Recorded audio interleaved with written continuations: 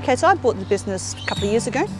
It was a business that I was actually following on Twitter, and I was running a conference here in Brisbane for 2,500 people, and Walk Brisbane actually tweeted the conference, "Welcome to Brisbane RCOG 2015, and I started following it because it's a really cute little hashtag. As luck would have it, about 3 months after that, the business was listed for sale on Twitter, of all things, and said to my husband at the time, that's what I want to do. We have been very fortunate we've been able to travel a lot over the years, and we always do walking tours wherever we go.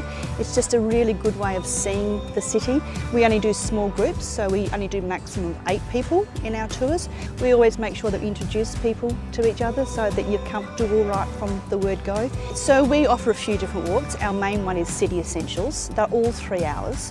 And City Essentials covers the main parts of the city, as you would expect. So we start in the Queen Street Mall, we're really easy to find. We go through King George Square, we talk about some of the history of the early settlement of Brisbane, because we were a convict settlement. We're the 3rd largest city in Australia, which people get surprised that we're actually that big. Apart from City Essentials, we also do an art and design tour. So we talk about a lot of the street art in Brisbane, and we have a huge amount of street art. We talk about the different colonial buildings.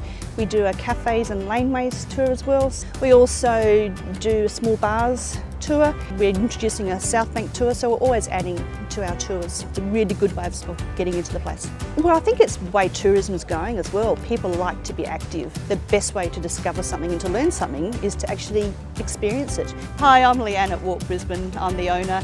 We'd love to see you on one of our tours. You can find us at www.walkbrisbane.com, Instagram, Facebook, Twitter, so we can show you our great city. Of course, the best way to come and really visit Brisbane is to come and book one of our tours. Look forward to seeing you.